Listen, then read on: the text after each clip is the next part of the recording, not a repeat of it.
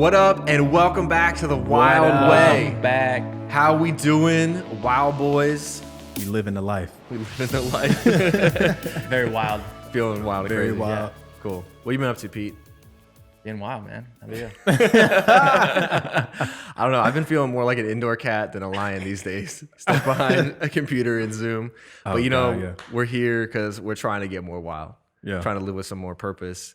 Trying to figure out life. And I don't know if you guys remember what our conversation with Jeremy was like, but man, I left super inspired. Super inspired, man. Yeah. Yeah. It's I what I- watched it back, just crazy. Nuggets everywhere. Everywhere. He's dropping one-liners. One-liners. Yeah. Don't be stupid. And if you haven't checked it out, go ahead and check out that interview with Jeremy. That was a one-liner. Yeah. Don't be stupid. Don't be stupid. That was one of the best one-liners. I Yeah. kept saying that all week. Don't be stupid. But one of the things that really stood out to me from our conversation with him is that he's a man who had vision. Yeah. Right? He went through some really hard things in life, and things were way outside of his control, but he decided, I want to live this kind of life. And he had this picture of success in his mind. And so then he just went into every area and he says, I'm going to be this successful guy. I'm going to have this kind of impact. I'm going to explore this. And that opened up and mushroomed into living with eternal purpose. You know, I'm going to pursue God. I'm going to pursue what God tells me to do, and I'm going to do it no matter what the cost. Right? And I think that that's such a great way to see for us today. The gateway to purpose is to thinking bigger. Right? It's about thinking about having a goal in mind, having a vision. So we're going to be talking about what does it look like to live with vision. So not for the nerds out there. I'm a What's nerd. it? Marvel, right? Vision. He's one of the characters. Oh, yeah. No. Yeah. Marvel Vision. Yeah. Not that type of vision. Not that type of vision. Vision for our lives. So He's dope. What you mean, nerds? he's He's come on. dope. I mean, I'm one of them. I'm one of the nerds. You looked at me like you didn't know what you were talking about. I know Pete hasn't watched a Marvel movie in his Have life. you not? I just watched my first a couple months ago. It was the Black Panther. Oh, I mean, that's it's not a good. bad start. That's a good That's start. good. That's Marvel, right? Pete, Yeah. yeah, it is. Yeah, it's we good. got to catch you up, man. Yeah, a lot has happened since then. Yeah. But Before then, also. yeah, spoiler alert: Vision dies, but Vision lives on in our hearts. Vision never dies. The vision lives in us. So, okay, there's Pete and I, we've read this book called The Vision Driven Leader. And I think I all have of not. us should aspire to leadership, at least leading ourselves, leading a family, leading other people around us, being able to serve and make an impact. And so vision is an inescapable part of leadership. And so a lot of my thoughts have been kind of revolving around this author's thoughts. And so he draws out 6 key things that if we don't live with vision, then these things will happen to us. And let me just read those out. And this is 'cause Michael Hyatt. Michael Hyatt. How yep. does he define vision? He defines vision as your preferred future 3 to 5 years into the future. Huh. And of course, there's different time frames you can put it at, but it's like, man, this is what I want. This, and then get detailed, 10 to 20 words, describe it, make it explicit, make it inspirational, and then it's going to boil down to that will inform your strategy in everyday life. Of okay, I have to wake up and do the dishes, but why am I doing this? Yeah. Right? What's the vision that's motivating this? So 6 things that he says will happen if we don't live with a vision. 1, we're going to be unprepared for the future, right? There's going to be a lot of things that happen and we just are caught on our heels. 2, we're going to have a lot of missed opportunities. So we're going to get through something and be like, dang, like I should have asked this guy about that, or I should have gotten their number and networked with them or something. 3 is we're going to have scattered priorities. So man, we're like an inch deep and a mile wide. So we're just doing everything and sometimes it's doing nothing, but we don't have clear priorities. 4th is strategic missteps, where we're going to think we're doing the right thing and we're going to be doubling down on it, but we're going to, in the end, realize that we were foolish and we missed the way because we weren't motivated by a clear picture of our preferred future. 5th is going to be a wasted time, money, and talent. Hey, we're just going the wrong direction in life. We're just wasting things. Resources. Yeah, and then 6 is we quit too soon. And I think that's one that a lot of people face, especially right now with COVID, especially with just being, a lot of people feeling stuck and unmotivated. It's just, man, if I don't have a clear vision of why I'm doing this, then I'm not going to be motivated. So we got to have someone to challenge us, and that's Helen Keller. She says the only thing worse than being blind is having sight but no vision. Now that is challenging. from someone who's born deaf, blind, and mute, Yeah. right? Like, man, that cuts me to the core. So I'm curious what you guys think. When you hear vision, what pops to your mind besides Marvel? Vision, what pops in my mind immediately when I think of vision is planning. Okay. Like I think of like you don't just have a vision and just go out and do it. Like you have to stop and think about steps to make that vision come to pass. Yeah. Yeah.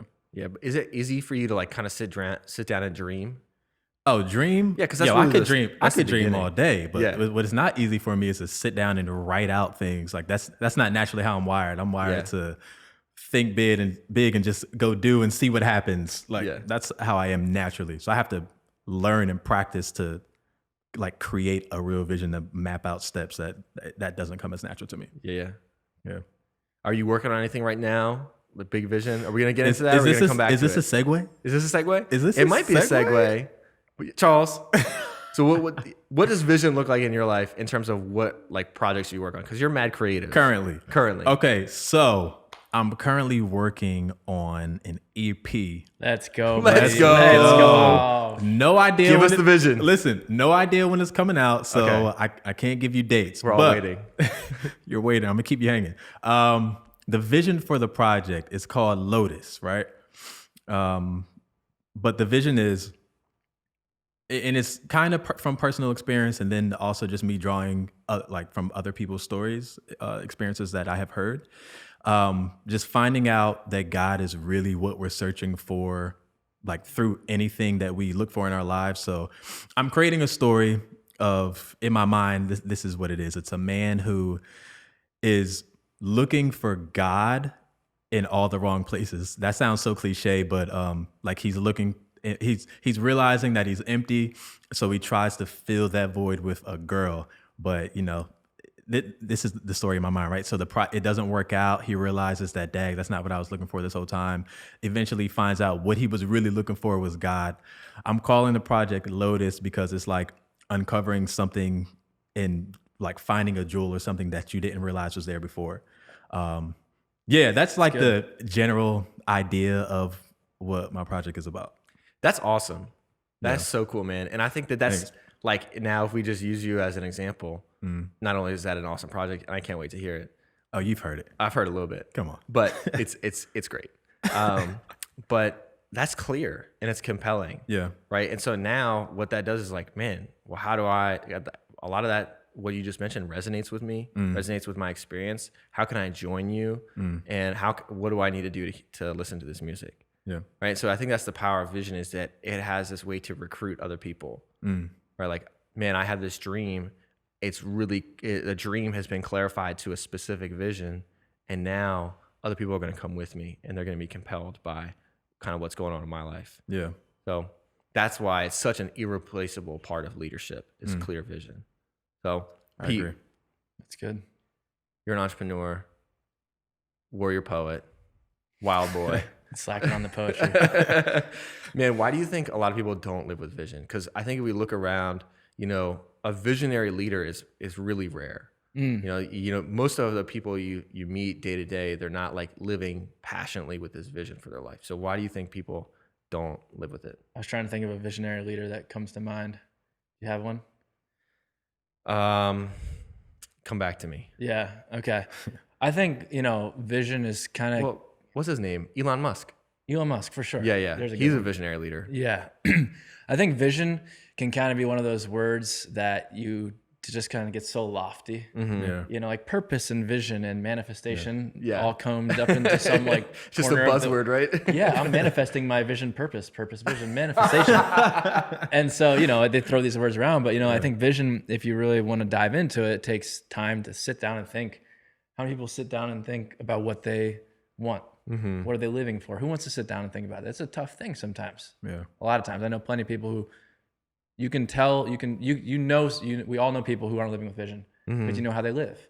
And I'm not saying that's a bad or a good way, just there's kind of like this, just kind of going with how things are going. And if you were to ask them, they probably wouldn't know. And you can tell even without asking them. So I think vision requires that introspective part of life and being willing to go to some deep parts that might not be so pretty.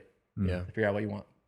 That's pretty true, man. I mean, this what do you want is such a powerful question. Such a difficult question, also. It's not easy. It's not. It's not clear what you want. Right. So to really sit down and meditate on that and think about like, man, what's my best case scenario? Yeah. Like if everything goes according to plan, where will I end up? I think that's really helpful. And then for me, I always think about like I got to slice my life in different areas of like, hey, family, finances, my relationships, my career, my profession, the impact I want to have in my community, just maybe it's not clear, but how can I bring some level of clarity to that? And that's part of my iterative process of life, Yeah. I think a lot of people get bogged down in relationships because they're not clear what they're looking for. Oh, absolutely. Oh, especially dating relationships. That's immediately where my mind went. Yeah. You're like, I wonder why, Charles. No. Golly. It's too soon. Too soon. But it's like, what are you looking for in a spouse? Or what are you looking for in a girlfriend? You're like, I don't know. She's got to be cute. I know that. But, once you start to clarify it, it really narrows the pool. Yeah. I think that's one of the things that like keeps people back from living with vision is that once you say yes to one thing, it comes with 1,000 no's. Yeah. That clarity has a way of sifting things out, and it has a way of really convicting you and calling you to a higher level. Like, oh man, if I want to have this kind of career, I'm gonna have to make these sacrifices. Yeah. If I want to start a podcast, I'm gonna have to do this with my evenings. Right? Like, if you want to be an entrepreneur, if you want to come out with an EP, you're gonna have to make real sacrifices. And most people, and I think it's kind of our default setting, is we live for convenience. Yeah. So how do you guys push against that? That natural feeling of, now I'm just gonna do what's most convenient. I think, the only way that I could answer, at least for me, is keeping purpose in mind. So fighting against convenience. I find like within my own life, the most of the times when I am either lazy or falling into being convenient or just not chasing after purpose is when I lose sight of it. So when I have it out of my mind, I'm not motivated to do anything really. Yeah. So I recognize that about myself. So I have to make sure that I'm living with purpose every day. That I when I wake up, I know what the end goal of my life is. Like I know what I want. I know what God has called me to do, and I have to keep that in my mind because if I don't, I'm just gonna wake up and just be alive and not truly live. Yeah. There's one thing I heard like in the leadership context. I forget where I heard it, but people leak vision. People what? Leak vision. It's like pouring water into a sift. It's like you forget. Yeah. And so constantly have to put that in front of ourselves. Yeah, and I think actually in the book, and I had my vision. When I read this book, I wrote everything down in a book, and I think he actually recommended going through it like once a week, just a reminder. And I had it out today, and I didn't get to it. Yeah, you can see how easy it. I'm like, I already know this stuff. Like, but constantly refreshing. Yeah. Like I'm not a big journaler. Yeah. But I think that's something that's so important. It's like when we have these key moments and these things that are actually really important to us, just getting them down on paper, making it plain. I mean, it's somewhere in the Bible, right? Habakkuk, write down the vision, make it plain, and run with it, right? So we're talking about ancient truths here. Of like another one I love is like, unless a clear sound is made on a trumpet, how will the men be made ready for battle? It's like I have to bring that level of clarity of now is the time. We're going for this. Yeah. And I mean, I'm just completely unmotivated unless I have vision. I'm not a task monkey. Like I don't get motivated by just small responsibilities. Like to-do lists are the bane of my existence. I hate to-do lists. But if I sit down and think about like, hey, tomorrow's Thursday, right? What am I going to do tomorrow? Then I can sit down and write my to-do list at this super granular level because I'm motivated because that's why I'm doing this. I have this vision of. I think I still have to learn to do that. I do not sit down and write out a to-do list. I do keep like everything. I was just talking about this the other day. I do keep everything that I have to do like in my calendar, in my phone. And I was like, for some reason, I just feel like overwhelmed. Like, I don't know. Yeah. Like, I just feel overwhelmed. Like, I feel like I have a bunch to do, but even though I'm writing it down, like in my calendar, I know somebody suggested that I actually just write it out on paper and check off like when things get done, because that might help me not feeling so like overwhelmed. But I don't know. Maybe I need to do it. Yeah. Yeah. What do you think, Yeah. Pete? There's a lot of things thrown out there, but to your point, I do a T chart every day. B on the left, L on the right. B big, L little. And it's again from this book, but it was brilliant because, you know, all this visionary, we talk about vision. I was saying loftiness and all that stuff. Yeah. That's where I get lost. But this book breaks it down into daily. And so I had been doing something similar, but writing out your big 3 for the day. You know, we can Big write 3 these for the task lists out. Next thing you know, you have 15 things because you're talking about putting your socks in a drawer. But when you have like your big 3, or sometimes it's even big 1 for the day, and then you have all those little things that aren't as important on the other side, then you can kind of start to time block. You can start to figure out what time is needed. And I think those are all like on a very practical level. When, you know, you can play around with your vision. You're going to take some time on that. But tomorrow you could start by just take like 5-10 minutes the night before is ideal, thinking about your day, write out the T chart or however you want to do it. And then you can wake up doing that. The best days I have are the nights that I actually go to my desk, bring my thing set for tomorrow's date and do it. And then I wake up and I'm like, oh, I didn't sit here for 15 minutes, already distracted by the world. Yeah. So that's a good way to get a jump start on the day as you're working through vision. Yeah. So I don't know about you, but like there's definitely been days when I've like laid my head on the pillow and thought that was a stupid day. Yeah. What did I do? That was a waste. Yeah. I was like, where, you know, like, oh, I just existed today. yeah, And it's so helpful for me to have something to look back on and say, oh no, this is how I know I'm winning. Like life is not glamorous. There's a lot of unsexy days, but like, you know, if I have a clear vision of life, I've kind of laid out a plan and I've boiled it down to my big and little things today. Say, man, I didn't get to the socks, but I got to this proposal, or I got to this phone call that I needed to have, or I set aside these 2 hours to think through my plan. That, you know, it's important, but not as urgent as the incoming text messages I'm getting. Then I can say, well, okay, you know, I didn't get everything done, but I got the most important things done. yeah. And I think that's the thing that's so crucial for me personally about vision, is that it brings meaning to the mundaneness of life. Like, dude, just reality.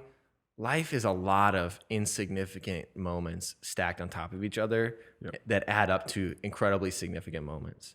And I love this story of JFK when he said back in the 60s, we're going to put a man on the moon before the end of the decade, and how just outrageous that was. I mean, just unbelievable. And so like the whole country is now galvanized and we're going to do this. And he goes down to the space station and they're looking around and NASA, and he opens up a door and he sees a guy, a janitor. He opens up a janitor's closet and sees a guy like cleaning a mop in there.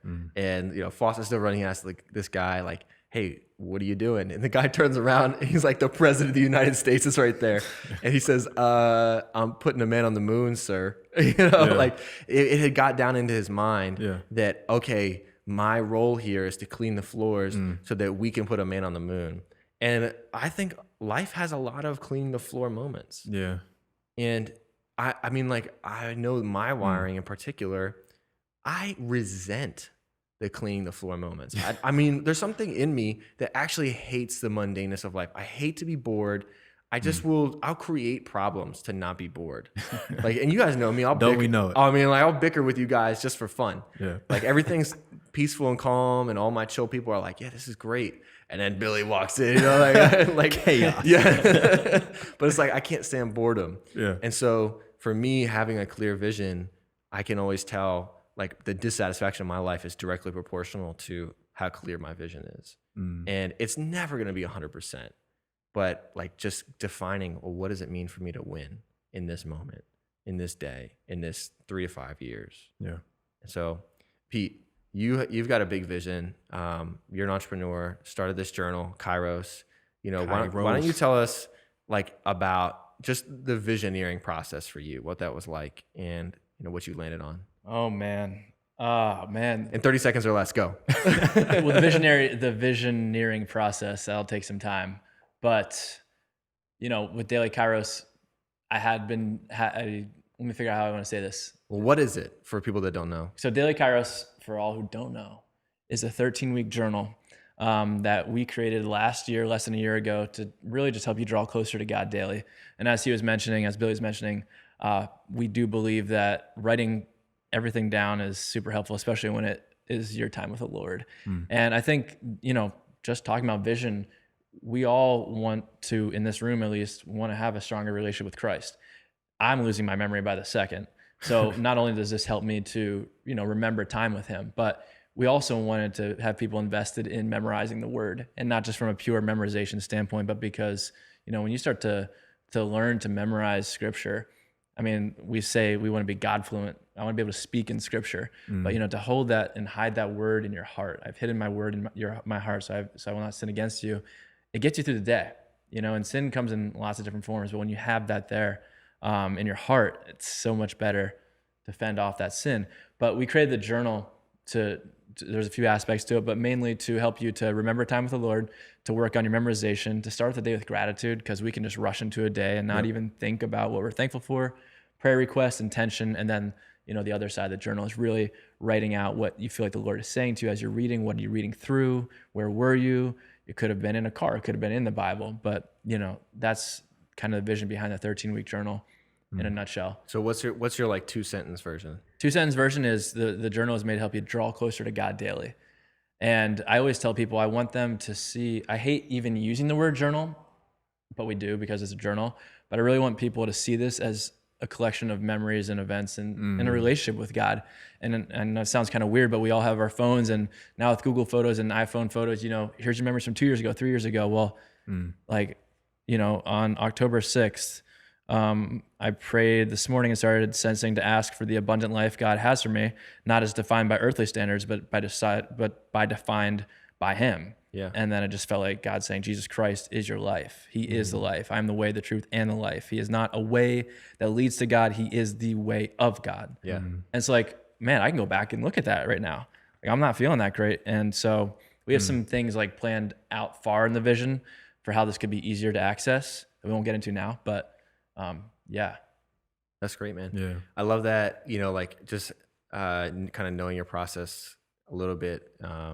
It's been less than a year, and it's been awesome to see how much has come of it. But it started with like this idea, like, hey man, I have this like journal I think I want to do. And like, I was just going through old stuff and found like one of the binders that you were giving me, like the printouts. And so like, you had a dream, a moment of inspiration, you clarified that vision, and then you recruited other people to do it with you. You did a Kickstarter, and it was clear. People backed you with their own personal money, and now spend money on your product because it's clear, man, there's a value proposition there, and like, I'm in. Yeah. And so I think that's such a great example of the power of clear vision. Yeah, and I think Charles probably knows now because he just dropped his first, was it just the first single, right? I only heard the one. Yeah, I guess you can say first song, yeah. First under this name. First yeah. under this name, Lotus. Yeah. But once you make that step, and I remember going to hand out these ugly journals that weren't ready yet, you're done. That is like where all the friction is. That's where all the tension is. And I'm sure as soon as you come out, that's that. Like you hit that hurdle. Getting to that's the hardest part. And once you do it, it's part of you. So I think a lot of people get hung up before that. That's huge, Pete. Why? Why do people get hung up on that? Because they start doubting. They start second questioning. What if I can't? What if I can't? What about this? What about this? What about this person? And then It's not good enough. Really, it just, to me, like once you start doubting, like to me, I was nervous energy. Like I knew I was going all in. Like there was no question in my mind. I was going all in for this thing, and I was ready for it. I was so excited, but it was like that track run excited. But I think that if you do not have a clear vision, if you are living by other people's standards, what other people think you should do, then when you get to that point, there's going to be hesitation because it's not yours. Yes. It's not yours. It's 1,000 other people's, right? It's 1,000 other people's. Yeah, I'm going to do this. And then you can tell, when someone has it, when someone doesn't. Yeah. And when you have it, people want to come up along. So many people came alongside me. So many people came alongside you and Billy, even you with your ministry. They see your passion for it. You can't fake a vision. Yeah. You can't fake it unless you just don't want to have a vision. Yeah. Totally. So yeah, even this whole podcast, right? Absolutely. It started with an idea like, hey guys, I feel like there's something here. Yeah. And like I struggled for a long time, and we all did, of kind of like defining it. And now we're down to inspire every man to live with an eternal purpose every day. Yeah. And so that just helps us to clarify, like, what are we here to do? Yeah.